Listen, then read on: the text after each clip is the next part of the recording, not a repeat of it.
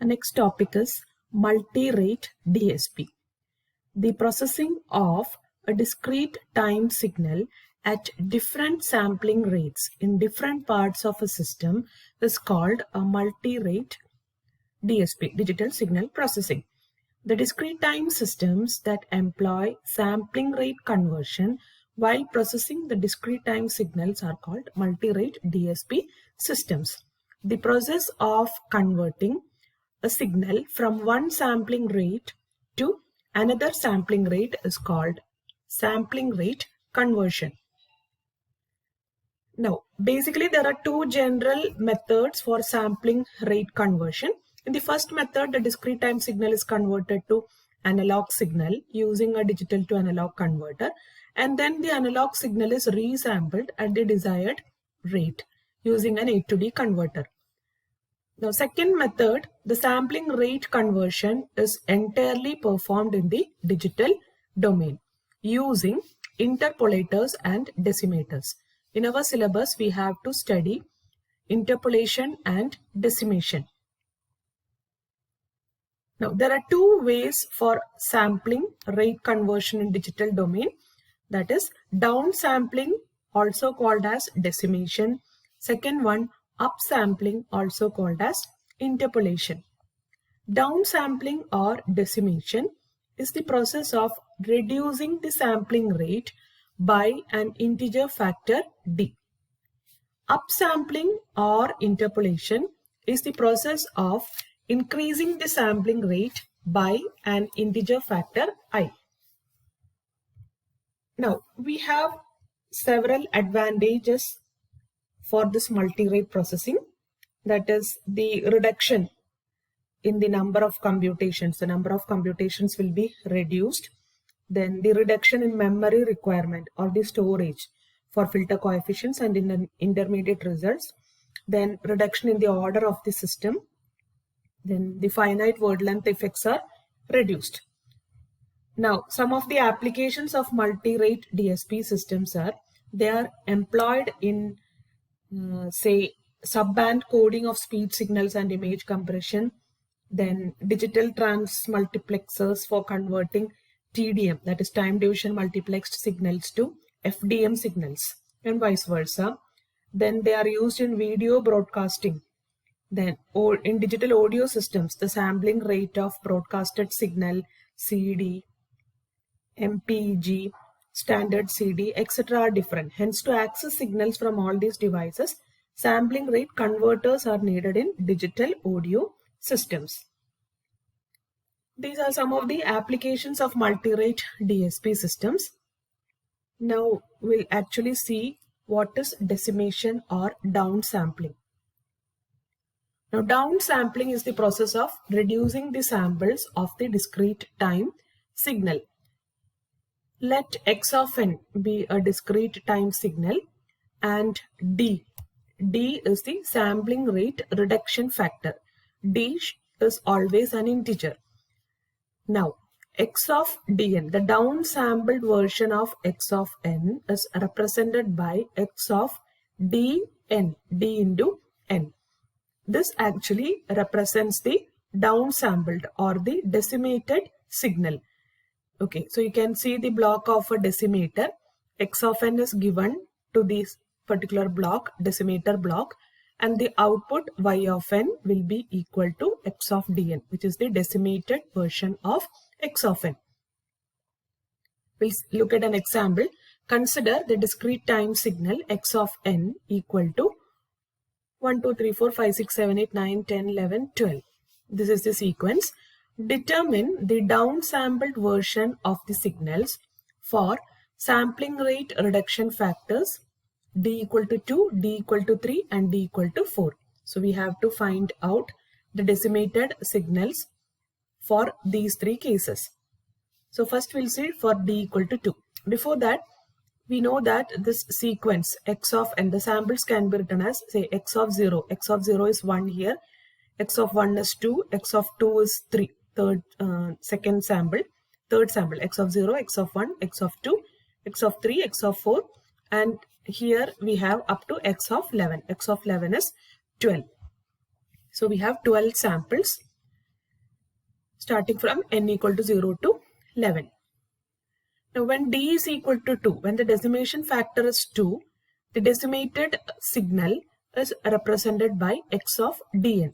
Here d is 2. So the signal is represented by x of 2 into n. Now on substituting different values of the samples.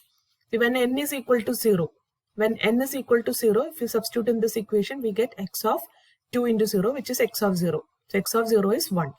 Okay. So when n is equal to 1, x of 2n becomes 2 into 1, which is x of 2. X of 2 is 3. When n is equal to 2, x of 2n becomes x of 4, which is 5. And so on. So we'll continue up to, because we have here 11, x of 11 up to n equal to 11. Then when n is equal to 5, we obtain x of 2 into 5. 2 into 5 is x of 10. X of 10 is 11. Now when n is equal to 6, we have x of 12, which is not actually present. You can stop here. So the decimated sample represented by x of 2n is equal to 1, 3, 5, 7, 9, 11. Okay, so we have skipped actually every alternate samples. So we have in the decimated signal, we have 1, okay, 1, then 2 is removed, then we have 3, again 4 is removed, then next sample is 5, 6 is removed, then we have 7, 8 is removed, 10 is removed. Okay, so this is the sample 1, 3, 5, 7, 9, 11. Now when decimation factor is 3, we have to calculate the downsampled signal or the decimated signal. The decimated signal is represented by x of dn. D is equal to 3, so we can write x of 3n. On substituting different values of n, when n is equal to 0, we obtain x of 3 into 0. 3 into 0 is 0. So x of 0 is 1. When n is equal to 1, we get x of 3 into 1, which is x of 3 equal to 4. X of 3 is actually 4. Next, when n is equal to 2, we get x of 3 into 2, which is x of 6. X of 6 is 7. Then when n is equal to 3, we have x of 9. X of 9 is actually 10. X of 9 is actually 10 here. It's not 11. Okay, so you have to read this as 10. So x of 9 is 10. So the samples will be 1, 4, 7 and 10. So in decimation by 3, we are actually skipping 2 samples. We'll be maintaining x of 0. First sample will be maintained. Then the next 2 samples will be discarded. So that is 1. After that we have 4. Then 5 and 6 will be discarded. Then we have 7. 8 and 9 will be discarded. We have 10. Then 11 and 12 will be discarded. So this is the decimated signal x of 3n equal to 1, 4, 7, 11. Next, when d is equal to 4, when decimation factor is 4, x of dn can be written as, the decimated sequence can be written as x of 4n. And on substituting the values for n, when n is equal to 0, we have x of 4 into 0, which is x of 0. X of 0 is 1 here. X of 0 is 1. Then when n is equal to 1, we have x of 4 into 1, which is x of 4. X of 4 is 5. X of 4 is 5. Then when n is equal to 2, we have x of 8. X of 8 is 9. So these samples are x of 4n is equal to 1, 5, 9. So this is the downsampled version. If the decimation factor is 4, this is the signal. So here actually we are discarding 3 samples. So after taking first sample, then we will be discarding the next 3 samples, that is 2, 3 and 4 will be discarded. Then next sample will be 5. After that 6, 7, 8 will be discarded. Then we'll take the sample or we'll keep this particular sample 9. Then 10, 11, 12 will be discarded. So the downsampled signal is equal to 1, 5, 9. Next we'll look at spectrum of downsampler. Let x of n be an input signal to the downsampler and y of n be the output signal. Then the frequency spectrum of the output signal of the decimator, that is the frequency spectrum of decimated signal, is represented by y of e raised to j omega. Y of e raised to j omega equal to, it's given by the expression 1 by d sigma k equal to 0 to d minus 1 x of e raised to j omega minus 2 pi k by d.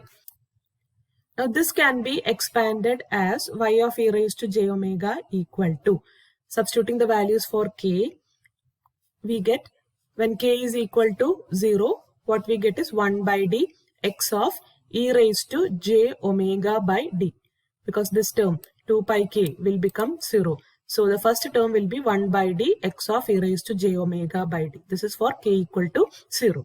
Next, when k is equal to 1, what we get is 1 by d x of e raised to j omega minus 2 pi by d. When k is equal to 2, we get 1 by d x of e raised to j omega minus 4 pi by d, and so on. So here, if we look at this expression, the term, the first term, that is 1 by d x of e raised to j omega by d, is the frequency stretched version of x of e raised to j omega. X of e raised to j omega is the frequency spectrum of the input signal x of n, and the first term will be the frequency stretched version of x of e raised to j omega, and the stretching factor will be d. It will be stretched by a factor of d. The second term will be that is x of e raised to j omega minus 2 pi by d is the shifted version of x of e raised to j omega by d.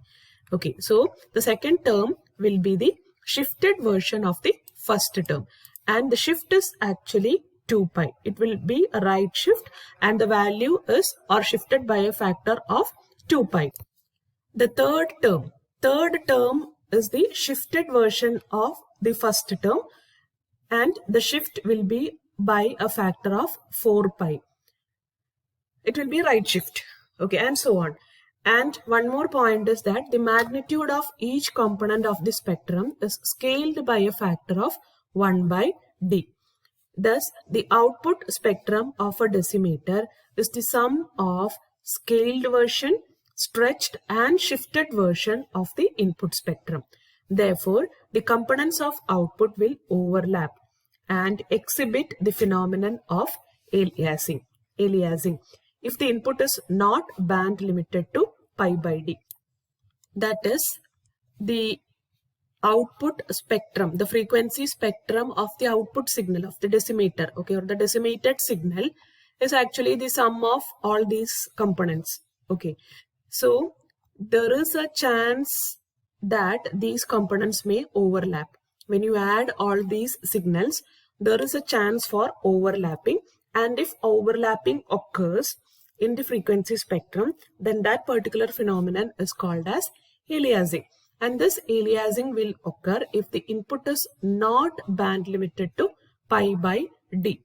That is, if you are decimating the signal by 2, then your signal should be band limited to pi by 2, because d is equal to 2. And if you are decimating, or if you are downsampling by a factor of 3, then the input should be band limited to pi by 3. In general, I can say that the input should be band limited to pi by d. Else, if it is not band limited, there will be aliasing. So in order to avoid aliasing, the input signal should be band limited to pi by d for decimation by a factor of d. Hence, the input signal is passed through a low-pass filter with a bandwidth of pi by d before decimation. Since this low-pass filter is designed to avoid aliasing in the output spectrum of decimator, it is called anti-aliasing filter. Now this is the block, that is the input signal is first passed through an anti-aliasing filter. Here your input signal will be band limited to pi by d, and then we carry out the downsampling. Okay, it is passed through a decimator and we will get the downsampled signal.